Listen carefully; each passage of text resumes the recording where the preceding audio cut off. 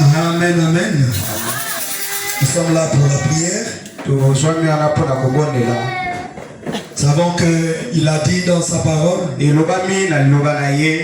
où 2 ou 3 sont assemblés en mon nom, je suis au milieu d'eux. Notre Dieu est le grand je suis. Azalaka. Azali. Amen, amen. Il est le grand je suis. Azali. Azali. Azalaka. Il a été toujours autant présent. Et il ne sera jamais au futur. Sans plus tarder, je vous convie à vous lever. Prenons tous nos Bibles dans le livre de Luc, chapitre 18.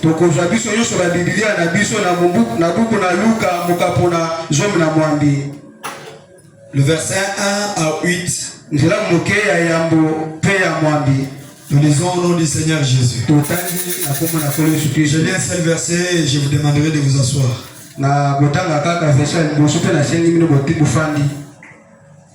Jésus leur adressa une parabole pour montrer qu'il faut toujours prier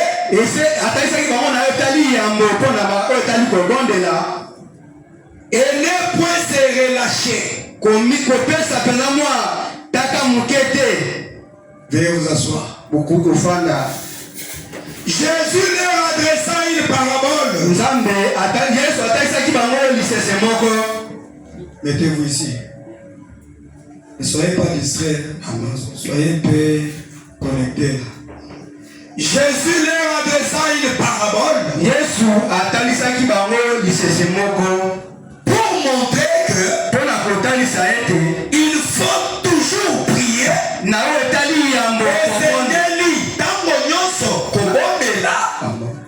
faut toujours prier et ne point se relâcher. Amen, amen.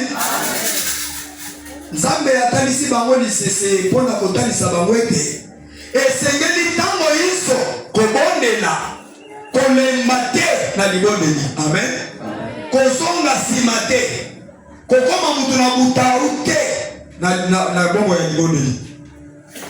Il dit, il y avait dans une ville un juge qui ne craignait point Dieu. Il y avait aussi dans cette même ville une veuve qui venait lui dire,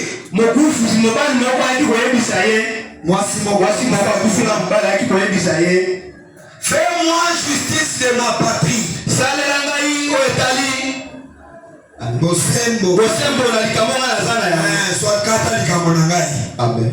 Pendant longtemps, il refusa.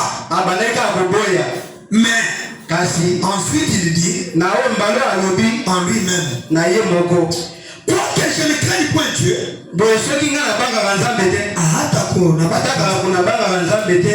et que je n'aie d'égard pour personne,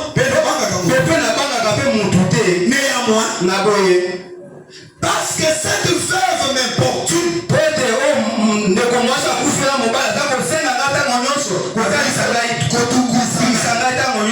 je lui ferai justice, afin qu'elle ne vienne pas sans cesse me casser la tête.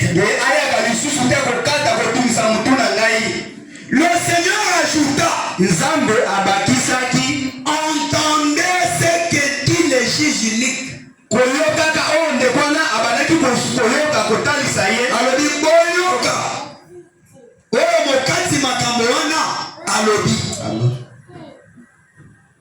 Il dit, et Dieu ne fera-t-il pas justice à ses élus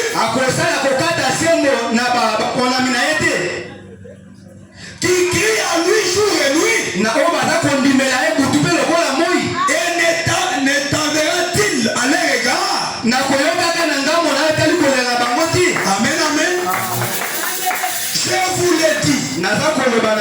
C'est Jésus qui vous dit.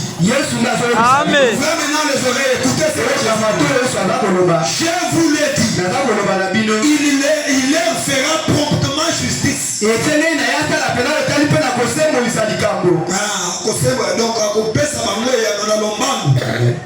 Amen. Mais quand le Fils de l'homme viendra, trouvera-t-il la foi sur la terre? Que Dieu ajoute les bénédictions à la lecture de sa parole. Que Dieu vous bénisse. Amen, amen. Je sais que la présence de tout un chacun de nous ici ce soir manifeste un besoin. Amen, amen. Moi je suis ici parce que j'ai un besoin. J'ai des choses que je cherche, que je vois ici. Mais de moi-même, je n'ai pas la capacité de les trouver. J'ai résolu ce soir qu'il y a un seul homme qui est capable de me faire arriver là où je cherche. Et son nom c'est le Seigneur Jésus. C'est pourquoi je suis venu le chercher. Je pense que c'est dans le même but que vous êtes aussi. Est-ce que c'est pour ça que vous êtes là? Amen. Amen, amen. Oui. Comme nous sommes là, lui était déjà ici avant que nous venions. Il était déjà là. Et il est le Dieu qui honore sa parole. Il accomplit toujours ses promesses. Il est déjà ici. Ne soyez pas distrait. Disons qu'il est déjà là. Pourquoi il est là? Il t'a déjà amené la réponse à ta vie. Parce qu'avant même que tu nous parles, lui voit les pensées du cœur. Amen, amen. Et nous allons écouter la petite exhortation qui va pouvoir élever notre foi pour que nous sachions lui demander de grandes choses. Mon frère, ma soeur, nous n'avons pas un Dieu à sous-estimer.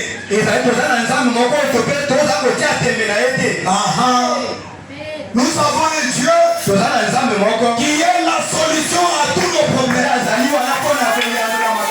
Et quand nous sommes ici, nous sommes convaincus que nous n'allons pas sortir comme nous étions. Quelque chose va se passer. Et croyez-vous aussi comme moi? Vous pouvez faire ça aussi avec la main. Comme vous le croyez qu'il vous soit donné selon votre foi. Alléluia. Nous sommes là pour la prière. La prière c'est quoi? Quand nous étions à l'école primaire, nous avions appris que la prière est un dialogue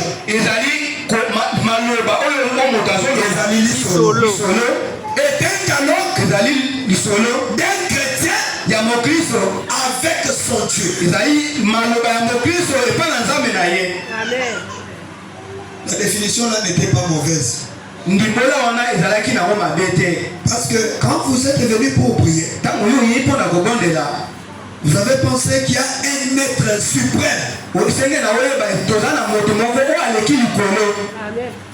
C'est lui qui est capable à tout faire pour toi. Maintenant tu es venu pour lui parler. Et le seul moyen pour qu'il t'écoute, c'est par la prière. Donc, tu seras en train de lui parler. Lui sera en train de t'écouter. Et aussi il va te répondre. Amen, amen. Alléluia. Écoutez. Il est dit comme ça dans Jacques. Jacques chapitre 5. Le verset 13 à 18. La Bible dit ceci.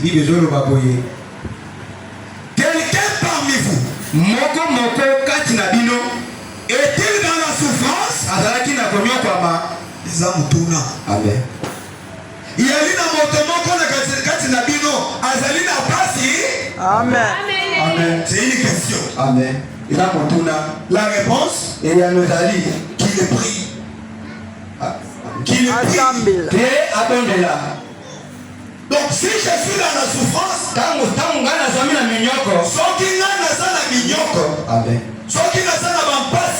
la Bible me dit qu'il prie. Quelqu'un parmi vous est-il dans la souffrance? Qu'il prie. Donc si quelqu'un est dans la souffrance, la souffrance va quitter cette personne par les biais de la prière. Comment la souffrance va quitter? Ça veut dire que tu seras en train de parler à ton Créateur. Il va t'écouter. Il va t'exaucer. Et il va enlever la souffrance de ta vie. C'est pour ça que la Bible nous pose la question. Quelqu'un parmi vous est-il dans la souffrance? Qu'il prie. Amen. Amen. Quelqu'un est-il dans la joie? Amen. Qu'il chante des cantiques. Donc quand on est dans la souffrance, on doit prier. Quand on est dans la joie, nous venons de constater ça. Amen. On vient de voir ça avec les résultats des examens d'État. Bien que la joie qui s'est fait voir aujourd'hui n'est pas vraiment une joie conformément à une joie. Mais on a vu les radios chanter, les gens sifflaient,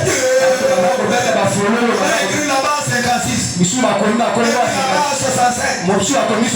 Les gens étaient dans la joie. Les gens chantaient. Malheureusement, les autres marchaient nus. Sous prétexte que c'était la joie. Quelqu'un est dans la joie, qu'il chante des cantiques. Quelqu'un parmi vous est-il malade? Et ça nous soit les habitants. Amen. Il appelle les anciens de l'église. Et que les anciens prient pour lui. En loignant l'huile au nom du Seigneur. 15. La prière de la foi.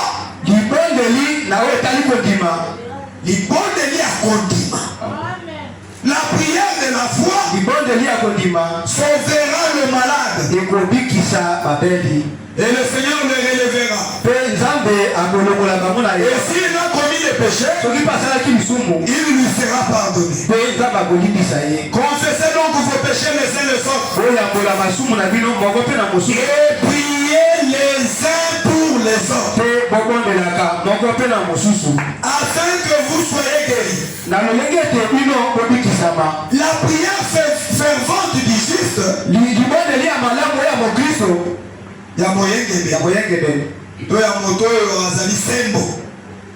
a une grande efficacité.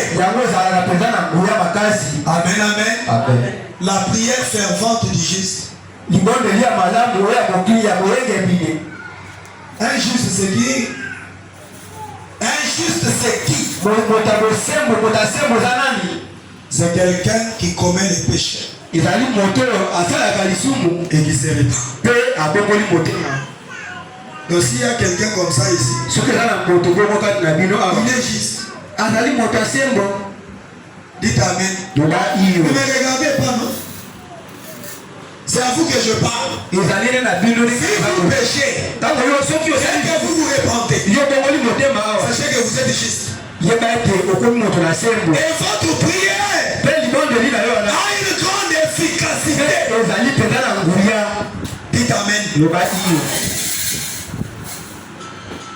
Il dit, Élie était un homme de la même nature que nous. Il priait avec un sens pour qu'il ne pleuve point. Et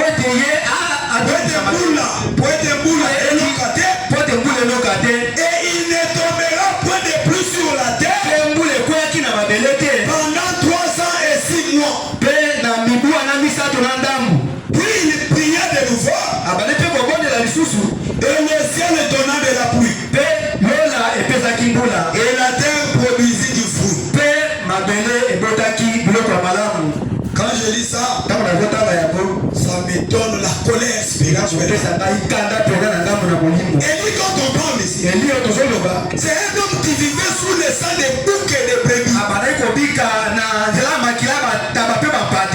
Jésus n'était pas encore venu verser son sang. Élie,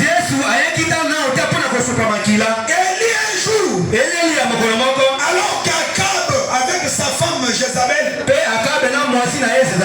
ils avaient dérangé le peuple de Dieu en les amenant vers les idoles. Je vous dis que Élie était fâché. Il s'est fâché. Il a parlé. Cette année, il n'y aura pas la pluie pendant 3 ans et demi. Sinon, à ma parole. Est-ce que vous écoutez? Élie n'a pas parlé au nom de Jésus. Élie dit, à ma parole Élie. Il n'a pas engagé Dieu. Mais comme il avait foi dans ses propres paroles, la pluie avait obéi à la parole des mortels. Amen, amen. Alors que cette personne était sous le sang des boucs et des taureaux. Qu'en serait-il de l'homme qui est sous le sang du Seigneur Jésus? S'il peut parler, alors que tous les pouvoirs au ciel et sur la terre vous est donné. Amen, amen. Élie était un homme de la même nature que nous. Mais il a arrêté la pluie. Josué aussi était un homme de la même nature que nous. Mais il a arrêté le soleil. Qu'est-ce qui t'arrête aussi? Qu'est-ce qui t'empêche aussi? Arrêtez la souffrance qui est devant toi. Oh Seigneur, merci. Qu'est-ce qui t'empêche d'arrêter cette situation difficile? Alors que tu as été créé à l'image de Dieu. Dieu t'avait créé pour que tu domines. Et tu ne domines pas. Tu te vois comme si tu es normal. Ce n'est pas normal. Élevez-vous. Alléluia. Amen. Élie était l'homme de même nature que nous. Sous les sangs des animaux. Et il a arrêté la pluie. Oh, si vous étiez en train d'entendre ça, je suis... Écoutez, Éphésiens. Prenons Éphésiens chapitre 6. Le verset 12. Nous allons prier.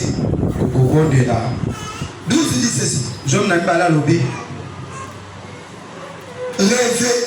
On prend d'abord 11. Revêtez-vous de toutes les armes de Dieu. Dites amen. Vous avez besoin d'avoir les armes.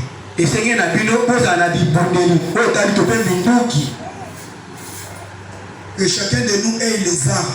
moko na biso aka na mondoki ya Mokristo. Pas les armes ancestrales. Ezali mindoki ya maboko ezali na batute. Ya boko côté. Amen. Soit singa oyo kangisa boy. Soit oyo eza ko batela yo. Vous devez avoir les armes de Dieu. La Bible dit revêtez-vous de toutes les armes de Dieu. Donc tu as des armes. À quoi sert une arme? C'est pour attaquer mon ennemi. Si la Bible me demande de porter les armes, ça veut dire que j'ai des ennemis que je dois tuer. Les soldats ne vont pas porter l'arme pour le plaisir. Non, non. Quand ils voient M23, et toi aussi tu as les M23 de ta vie. Il y a des histoires qui te mettent mal à l'aise. Mais notre prophète nous dit, Dieu ne veut pas que ses enfants soient mal à l'aise. Amen, amen. Si quelqu'un te met mal à l'aise, tu es capable de le tuer pour que tu restes en paix. Parce que lui est le Jéhovah Shalom. Pour les armes de Dieu. Il dit ceci. Afin de pouvoir tenir ferme contre toutes les rises du diable. Le diable a des rises. Alléluia. Avec les armes de Dieu, nous saurons comment tenir ferme. Quand le diable va se revêtir d'un frère pour venir me faire quelque chose avec l'arme de Dieu, je saurai comment rester ferme. Comment combattre? Parce que nous sommes dans la guerre. Nous sommes dans un combat. Mes frères et sœurs, nous sommes dans un combat. La vie dans laquelle nous sommes, c'est un combat. Et chaque seconde, que Dieu vous bénisse. Je vous assure que la vie dans laquelle tu es, c'est un combat. Tu manges les poings, les foufous, comme si rien n'était. Quand toi tu dors là, le diable cherche comment t'avoir. Et toi tu n'as aucune arme sur toi. La vie de la prière, zéro. Les jeunes de prière, zéro. Alors que tu es dans la guerre, comment tu vas vaincre? Alors que nous sommes appelés à vaincre. Écoutez, car nous n'avons pas à lutter contre la chair et le sang.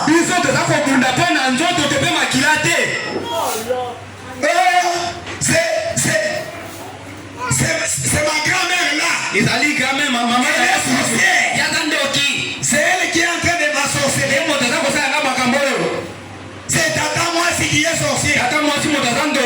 Un sorcier a la puissance plus qu'un chrétien. Et tu vois un chrétien en train de trembler devant un sorcier. Ça c'est quel chrétien? Devant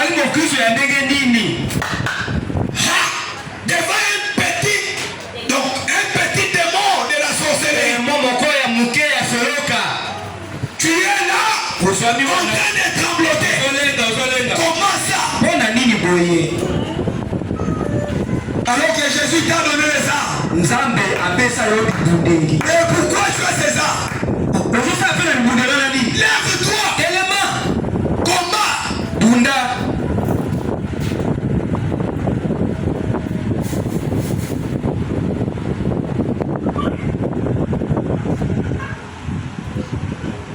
Que Dieu vous bénisse. On dit que nous sommes dans la guerre. Que Dieu lui accorde tous ces dont il a besoin. Amen. Il n'y a aucune chose du hasard devant le Seigneur. Toi, tu ne peux pas comprendre ce qui s'est passé. Amen. Le combat dans lequel nous sommes, ce n'est pas contre la chair et le sang. Est-ce que tu entends? Amen.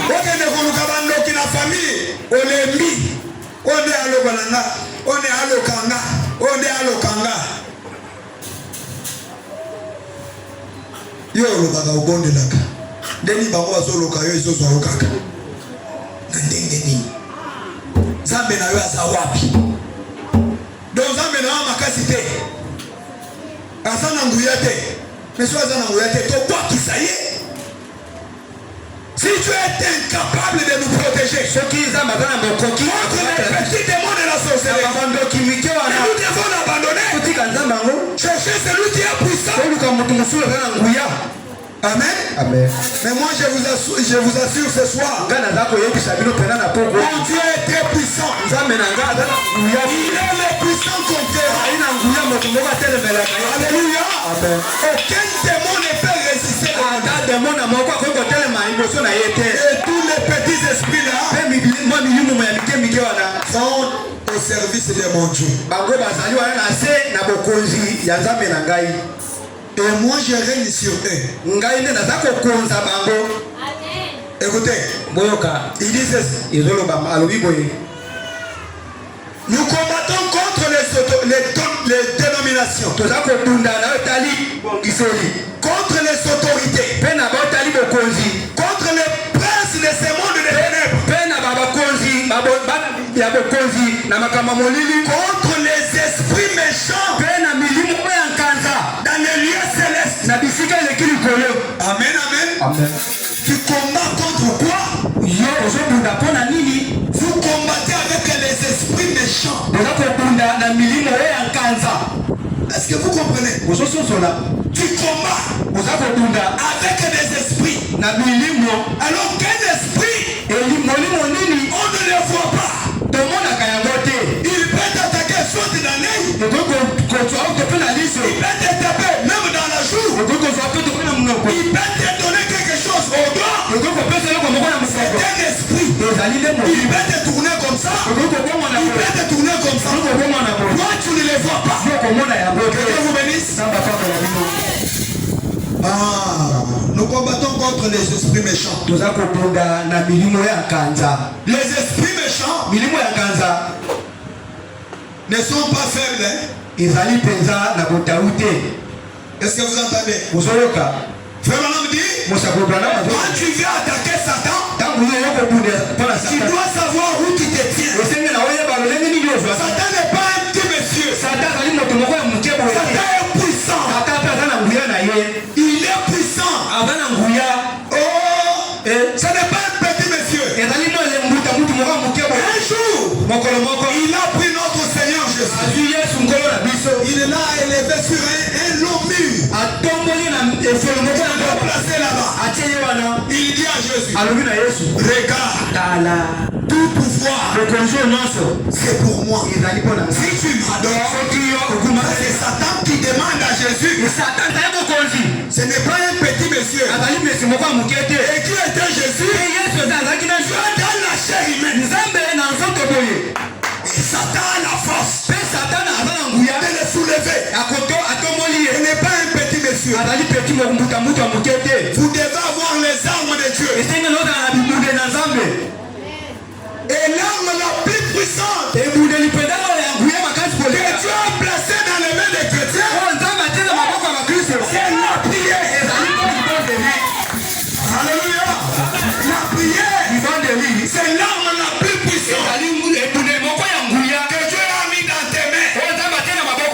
Dans ta main là, il y a une arme. Mais parfois, c'est comme un soldat qui est là-bas à la guerre. Il dort comme ça avec ça. Et on peut les ravir ça facilement. Quand vous entrez dans la distraction, le diable nous amène beaucoup de distractions. Pourquoi? Pour que il sache comment nous ravir là.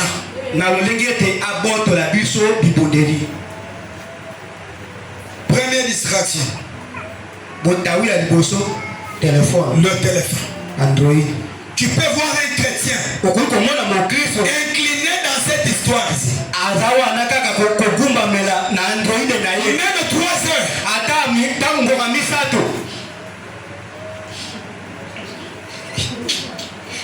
Lui-même. Amen, amen. 3 heures. L'heure 12 heures peut passer. Il oublie même compris. Il oublie qu'à 12 heures, tous les esprits des cimetières, tous les esprits des eaux, tous les esprits de croisement des rues viennent dans les morts. Ils portent des chairs. Ils viennent pour attaquer les humains. Lui à ce moment-là, il est dans le WhatsApp. Statut, il y a battu. Et regarde le statut de celui-ci. Il envoie 5 j'aime. Après là-bas, il entend là-bas notification sur Facebook. Entre là-bas sur Facebook. Regarde les photos. Après lui aussi publie. Toute la journée comme ça. Vous croyez que quand Satan viendra pour vous attaquer, tu vas résister. Surtout TikTok. Tu entres là-bas, tu ris. Et sur les réseaux là, il y a des mauvaises choses.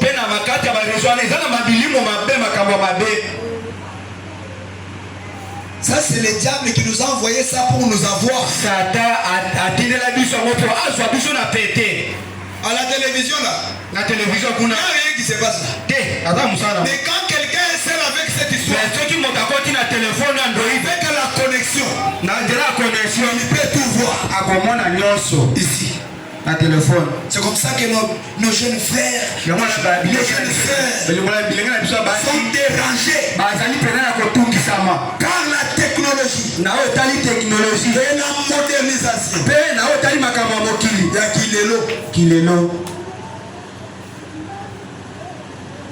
Nous lisons frère Branham. Puis Jésus vient à l'heure la plus sombre. Na yango soyaki na tango ya molili. Je prêchais les 14, 11, 55. 14, 11, 55. Paragraphe 56, écoutez. Nous les chrétiens, nous n'avons pas le temps pour la prière. Mon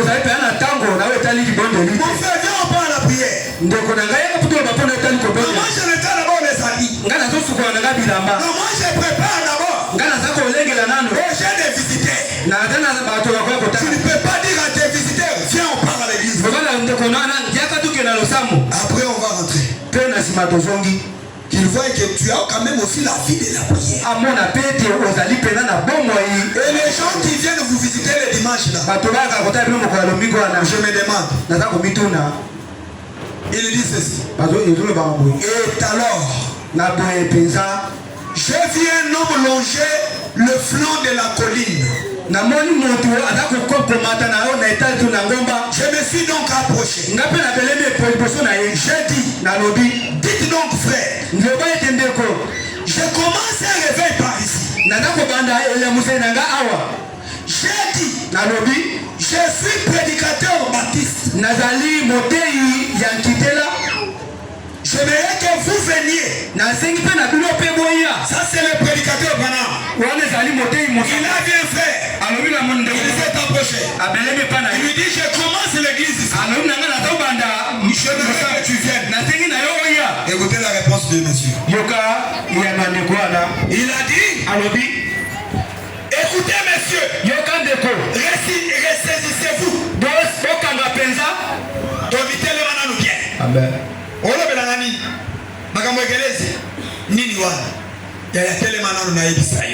C'est ça qu'il lui a dit. Écoutez.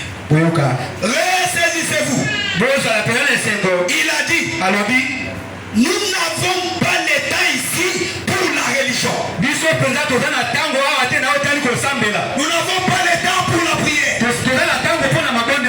Nous avons le temps. Écoutez ce qu'il dit. Nous n'avons pas le temps ici pour la religion. Nous élevons les poules. Nous élevons les poules. Amen. Amen. Ils ont le temps pour élever les poules. Ils n'ont pas le temps pour la religion. Ils n'ont pas le temps pour la prière. Ils ont le temps de vendre. Ils ont le temps d'aller chercher l'argent. Ils n'ont pas le temps pour la prière. Écoutez, nous élevons les poules. J'ai dit d'accord. Même nous aussi, nous invitons les gens comme ça. On les laisse. J'ai dit d'accord. Écoutez, c'est un ordre. Tu peux inviter quelqu'un hyper révisé. C'est un ordre. Écoutez. Mais, vous savez quoi? Environ 5 jours plus tard, vous savez, on a dû prendre le temps pour ensevelir cet homme.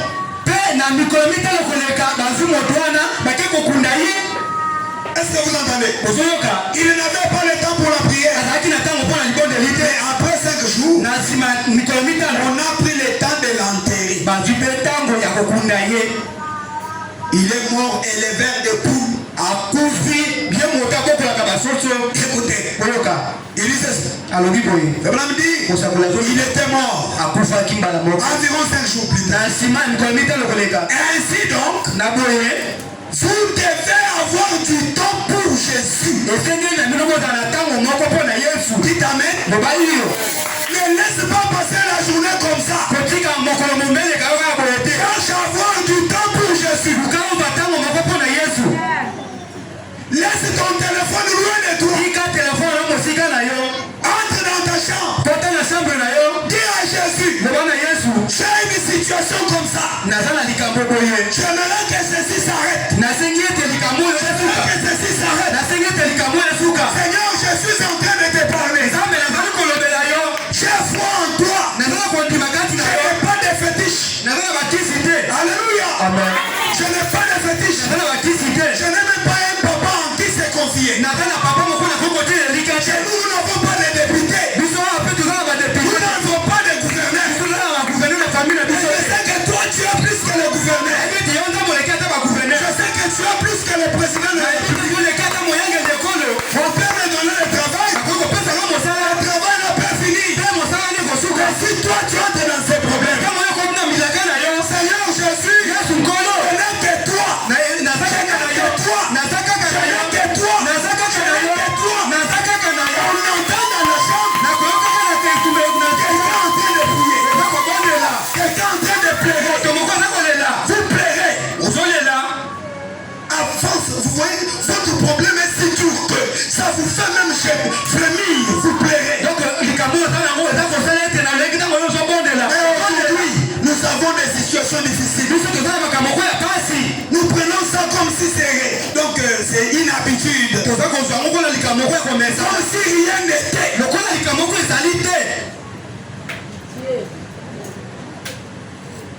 Vous devez avoir du temps pour Jésus. Dites amen. Dites encore amen. Amen. Dites amen 3 fois. Amen. Amen. Amen. Vous devez avoir du temps pour Jésus. N'ayez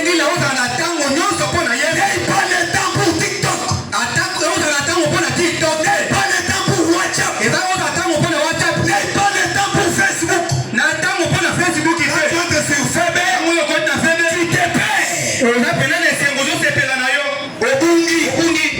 Tu ne sais même pas prier. Et quand les situations t'arrivent, tu commences à chercher des solutions toi-même. Tu commences à te débrouiller. Comme si tu n'as pas un Dieu. Frère Branham a dit, vous devez vous en souvenir. Peu importe combien vous êtes occupé, peu importe combien vous êtes occupé, viens à l'église. Papa, j'étais en train de laver les habits. Papa, j'avais fait les wenzes en retard. Peu importe combien vous êtes occupé, le genre de vie que vous menez, vous feriez mieux d'avoir du temps pour Christ. Et puis, nous avons commencé la réunion. Et ce soir-là, je me rappelle, oh, j'avais un sermon qui me brûlait au cœur. Amen, amen.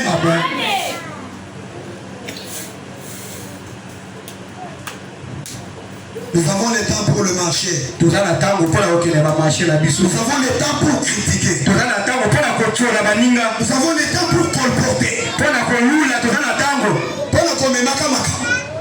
Tu sais que je te dise quoi? Tu sais quoi? Tu sais quoi? Tu sais quoi?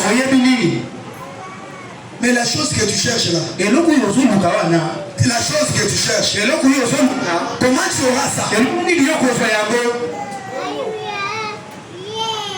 Ah, on te met au monde dans une famille pauvre. Papa pauvre, maman pauvre, frères et sœurs pauvres. Toi aussi tu veux mourir pauvre.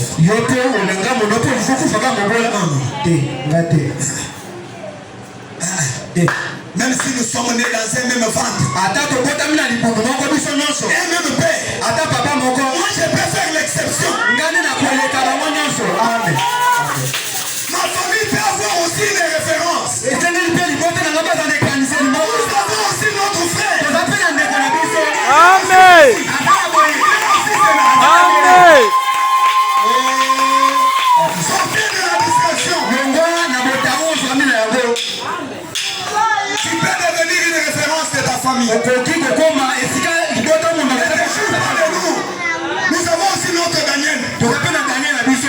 Il y a aussi gouverneur là. Amen. Quand nous avons un problème, nous allons aussi l'appeler.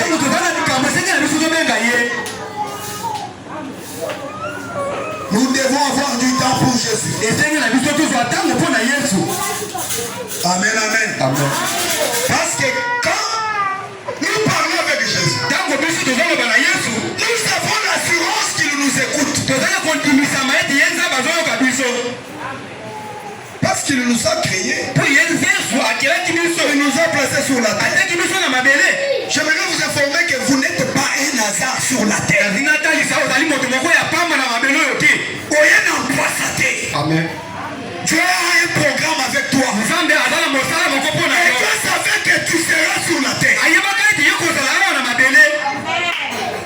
Et en cas de problème, tu commences à te débrouiller. Et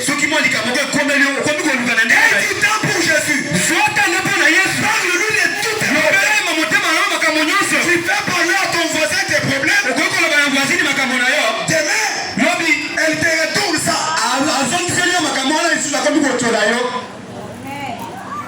Attention, ne dites pas vos problèmes aux gens. Il y a une seule personne qui garde bien le secret. C'est le Seigneur Jésus. Parle-lui de tout. Ouvre-lui ton cœur. Ceci ne marche pas. Ceci ne marche pas.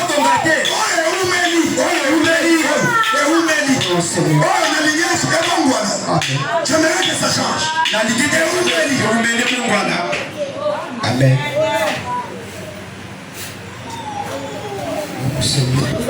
Notre Dieu renverse les situations. Il est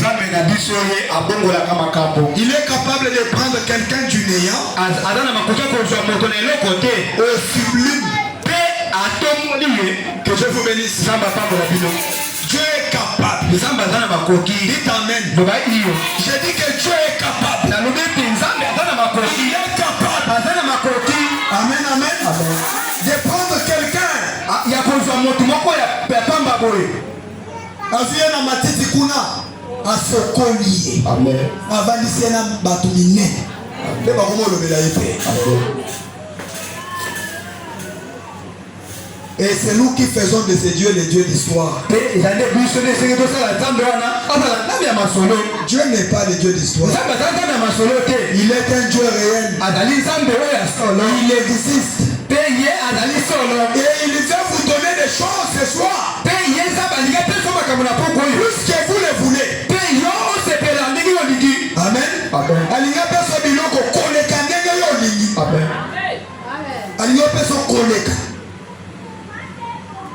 La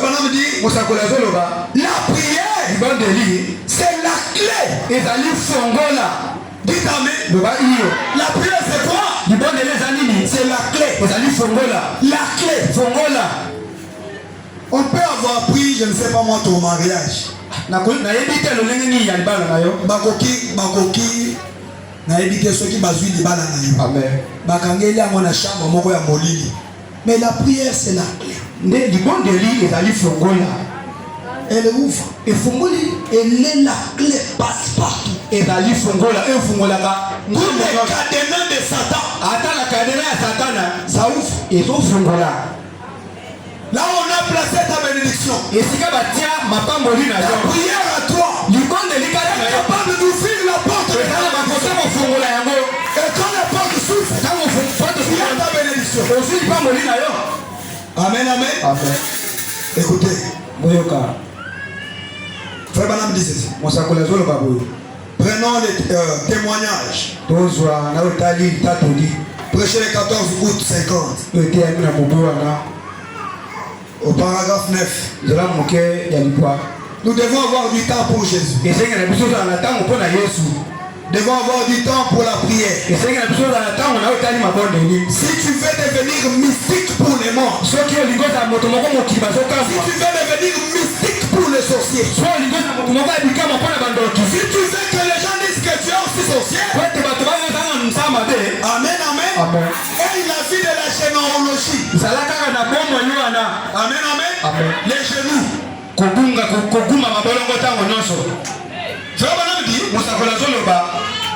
vous priez à genoux, vous vous agenouillez avec les mains levées.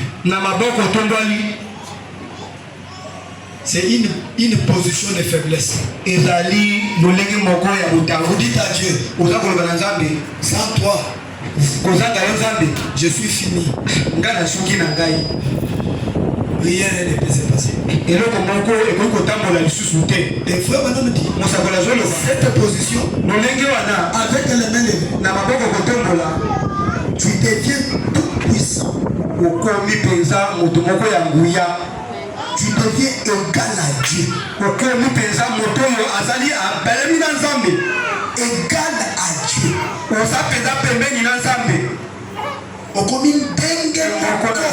Amen. Amen. Ta parole devient comme la parole de Dieu. Alors que quand Dieu commande, la parole sort avec une puissance. À genoux, ta parole aussi a une puissance. Et aucun démon de l'enfer ne peut résister à ce que vous sortez. J'ai aimé Israël. Mais chaque fois qu'Israël péchait, il récoltait ce qu'il semait. Et nous sommes passibles du jugement. Notez cela. Amen. Et rappelez-vous que je l'ai dit du haut de cette chair. Quand cela s'accomplira, rappelez-vous ce que j'ai dit. Très bien. Mes amis chrétiens, amis pécheurs, quoi que vous fassiez, si vous croyez que Dieu m'a envoyé, amen, amen. Amen. Quoi que vous fassiez, ça c'est Branham. Si vous croyez que Dieu m'a envoyé,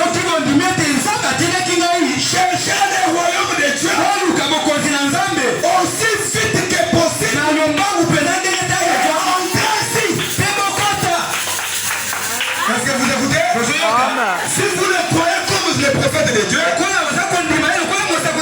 Cherchez le royaume de Dieu le plus vite possible. Dieu peut te donner l'argent. Si tu manques la maîtrise, tous les hôtels de Kinshasa, avec les filles de belles figures, seront des femmes. Alléluia. Mais si tu as le royaume de Dieu en toi, le baptême du Saint-Esprit dans toi, le Saint-Esprit te donnera la maîtrise sur l'argent. Quand tu as l'argent, tu penses que peut-être maman Titi n'a pas mangé. Je peux aller lui donner l'argent. Je peux aller visiter les orphelinats. Alléluia. Le royaume des cieux est ce qui est le plus précieux.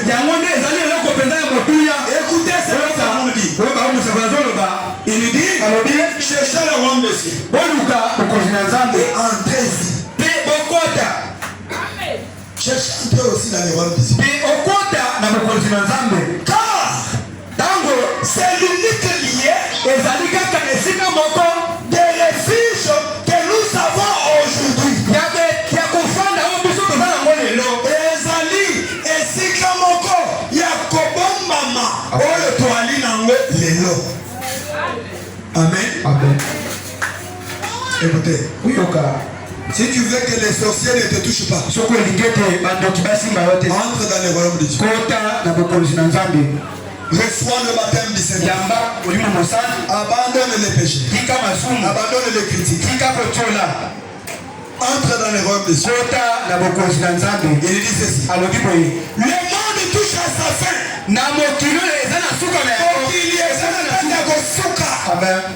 Le monde touche à sa fin. Il dit, c'est la fin de l'âge. Vous n'êtes en sécurité qu'en Christ. Dites Amen. Vous allez combattre le makaka wapi? Kakana Christ. Vous allez aussi demander à Dieu. Il m'a dit de chercher premièrement le royaume des cieux. Je désire dans mon âme. Je peux avoir beaucoup d'argent. Sans Christ, je vais aller en enfer. Pour faire quoi là? Alléluia. Avant de me donner l'argent, avant de me bénir, comme chez Abraham, tu dois changer mon nom. Comment? Un pécheur à une sainte. Amen, amen. Que Dieu change ton nom. Que Dieu change ton nom. Parce qu'avant que la bénédiction arrive, il faut que Dieu change ton nom. Il dit ceci. Je le dis avec autant de bon sens. Que je sais que je me tiens ici sur cette chair.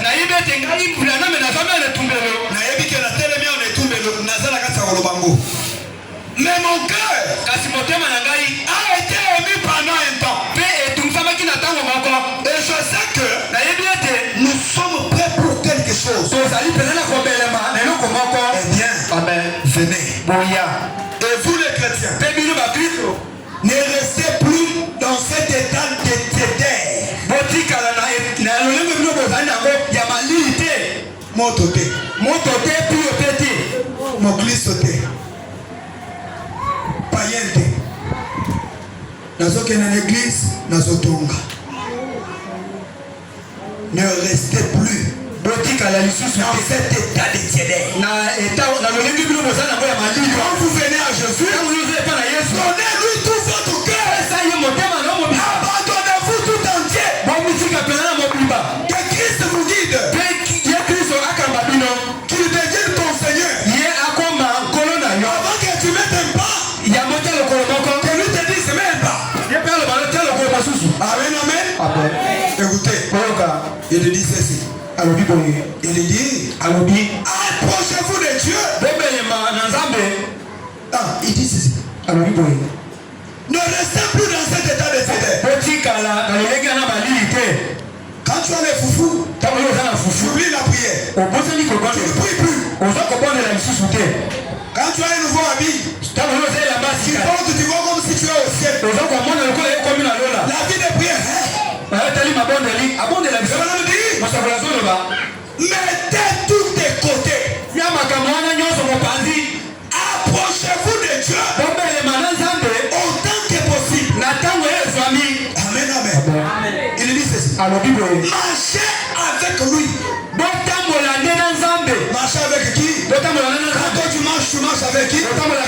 La Bible dit que tout ce que nous pouvons faire sur la terre, nous puissions le faire au nom de Jésus. Je vous ai dit, est-ce que quelqu'un peut se fâcher au nom de Jésus?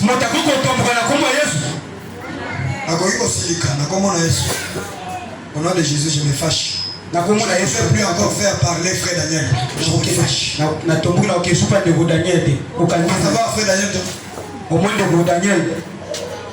Au nom de Jésus, tu peux faire ça. Que dit la parole? Que dit la parole? Écoutez, marchez avec lui. Parlez avec lui. Nous sommes venus pour parler avec lui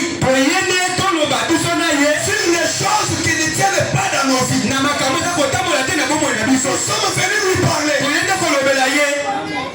Ayons l'assurance qu'il nous écoute. Écoutez, il dit ceci. Ah, ça, j'aime ça. Que tous les restes passe en deuxième position. Que tes assiettes passent en deuxième position. Que tes habits, que tu laves même le dimanche, sans savoir si tu vas porter ça le dimanche. Tu vas porter ça le lundi. Que ces habits-là passent en deuxième position. Amen. Amen. Que tous les restes passent en deuxième position. Sauf votre vie de prière. Que votre vie de prière ne passe pas en deuxième position. Soit en la première position. Tu vas manger. Même si tu as acheté le beignet, c'est ton argent. Quand tu sais que ça entre dans ton corps, amen. Tu as acheté le manga, tu vas préparer, tu pries, tu chasses tous les esprits du marché. Tu ne connais pas celui qui a acheté ça. Qu'est-ce qu'il a fait pour que les gens viennent acheter? Mais toi tu y as maintenant, c'est mon argent. Que tous les restes passent en deuxième position. La vie de la prière. Accrochez-vous à lui. Donc, Bosimbana, Tobokangamanaye. Amen. Amen, amen. Tous les temps. Accrochez-vous à Jésus. Tous les temps. Tous les temps.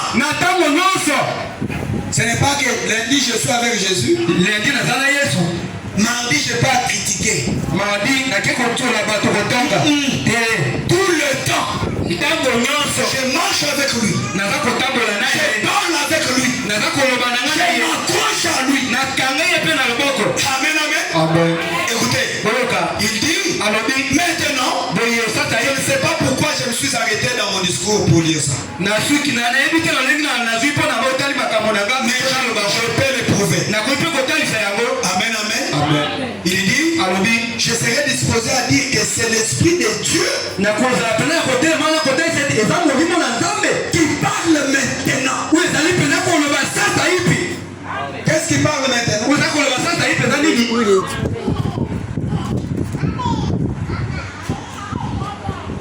Rappelez-vous, je l'ai dit sous l'onction de l'Esprit.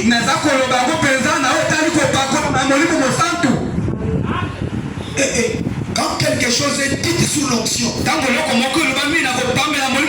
ce n'est pas un homme, Ça c'est Dieu qui parle. Ça c'est Dieu qui prend la chair de l'homme. Il commence à s'exprimer lui-même. Il dit rappelez-vous, je l'ai dit sous l'onction, que tous les restes se passent en deuxième position. Et que votre vie de la prière en première position. Avant que tes enfants ne partent à l'école, vous mettez les mains. Seigneur Jésus, les milieux scolaires aujourd'hui, c'est pourri. Protège mes enfants de tous les mauvais esprits. Au nom de Jésus. Amen, amen.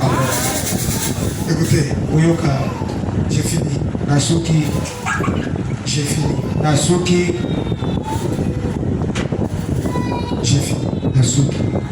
Vous savez que Jésus est la solution à tout. Est-ce que vous les avez? Ok. Amen. Un jour, il y a une sœur. Cette sœur était passée dans la ligne de la prière de Frère Branham. Frère Branham a prié pour elle, mais la maladie persistait. La sœur s'est dit, j'aimerais retourner encore vers Frère Branham. Seigneur, je sais qu'il y a beaucoup de gens qui viennent là-bas. Mais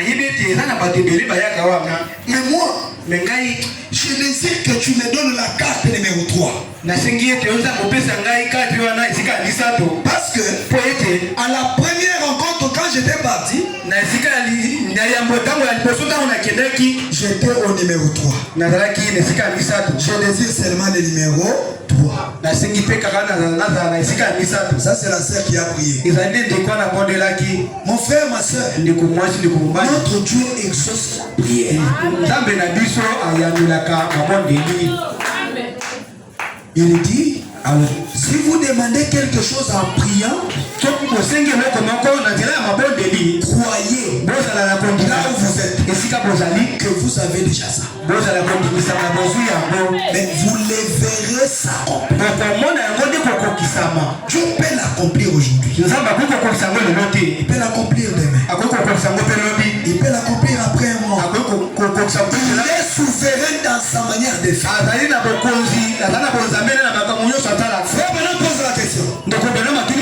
Petits enfants, est-ce que Dieu exauce la prière?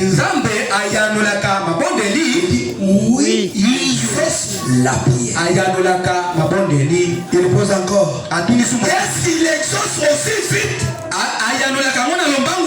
Non. Il dit non. Il répond à sa manière. Ce qui t'est demandé à toi, c'est de prier. C'est de demander. Parce qu'il dit, demandez, on vous donnera. Si tu ne demandes pas, on va te donner. Moi, je ne vais pas demander, mon Dieu connaît tout. Notre pasteur dit, il connaît les cœurs. Je vais seulement là. Il connaît tout. Qu'il me donne. Tu auras 0. La sœur a parlé à Dieu. Seigneur, il y a beaucoup de gens qui viennent là-bas. Je ne vais pas tarder, mon Seigneur. Je dois avoir le numéro 3. Vous avez dit notre petit thème, c'était que Dieu renverse la situation dans ta vie ce soir. Les gens te connaissent étant pauvre. Tu as un Dieu riche. La Bible dit l'or et l'argent lui appartiennent. Moi je me pose des questions. Dieu fait quoi avec l'or? Dieu fait quoi avec l'argent? Nous sur la terre, nous avons besoin de l'or. Nous avons besoin de l'argent. L'argent nous aide à manger. L'argent nous aide à payer des loyers. Ça va servir à quoi à Dieu au ciel là? Amen, amen. C'est à nous que nous nous donne ça. Parce que nous sommes des petits dieux sur la terre.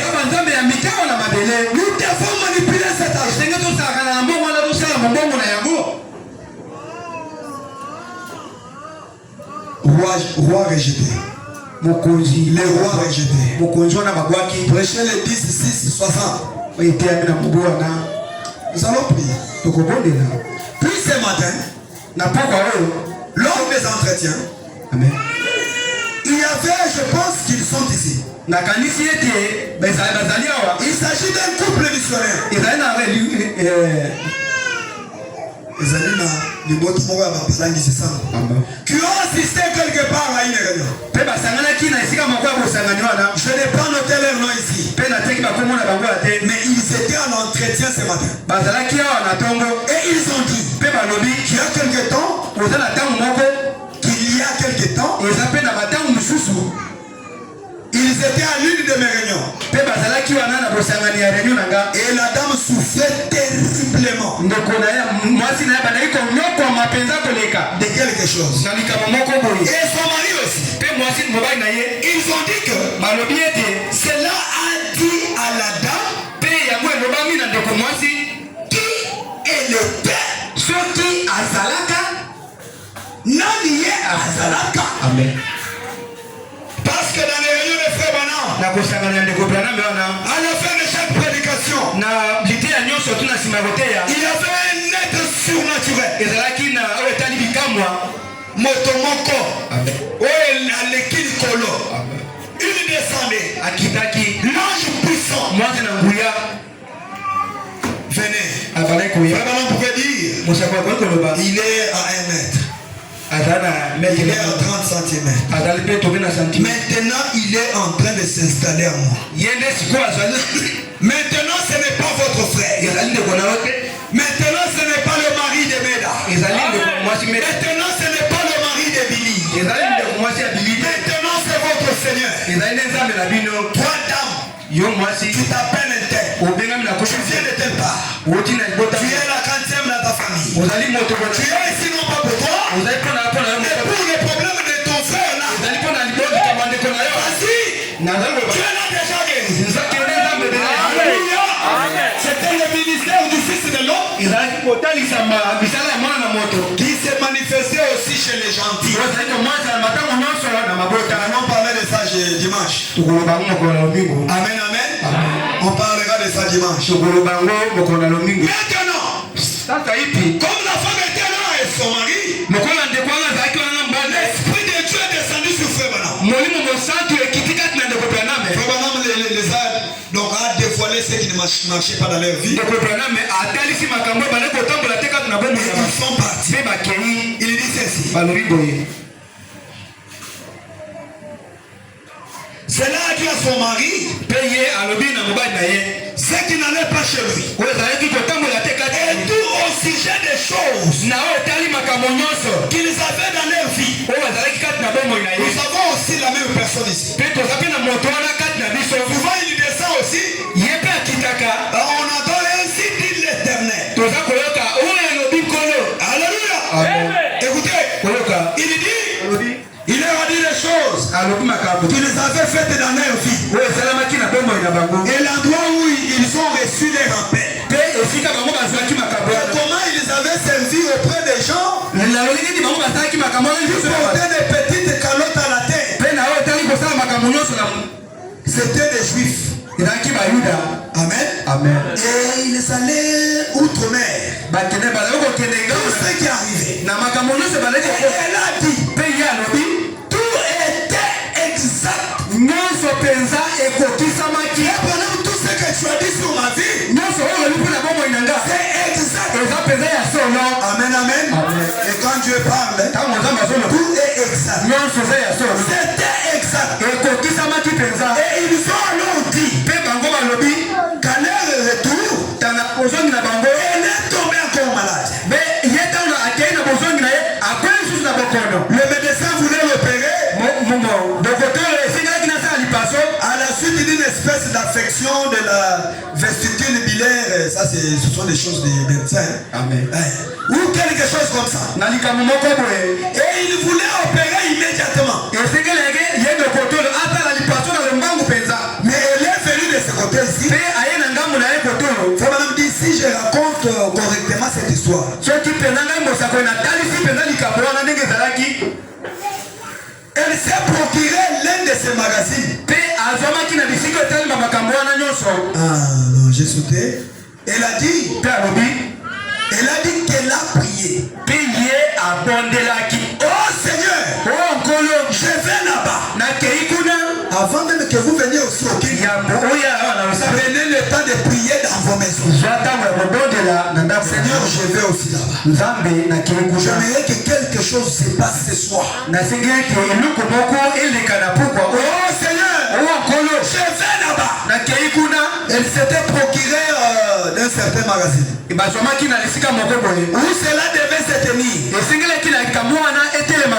Elle a dit, Seigneur, la dernière fois que j'étais là, j'avais reçu la carte numéro 3. Je t'en prie, Seigneur, que j'ai encore la carte numéro 3.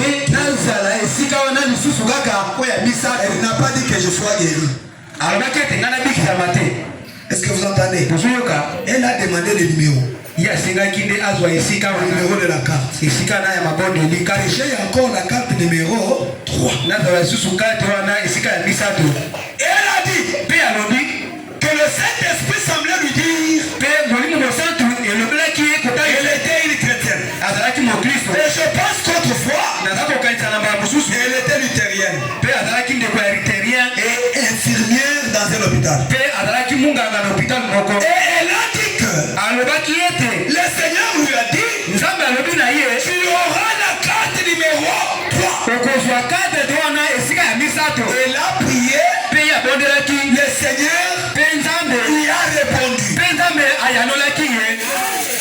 Elle parlait à Dieu, tu as écouté, tu lui as parlé, elle aussi a écouté.